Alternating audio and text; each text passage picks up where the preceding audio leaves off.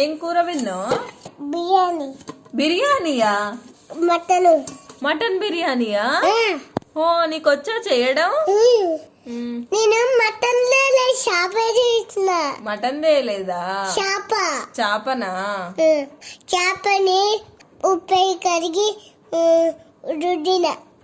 చేపను ఉప్పేసి కడిగి రుద్దినవా? వండుతున్నావా?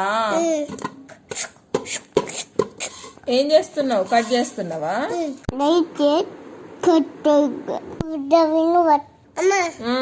చాలా చేపలు.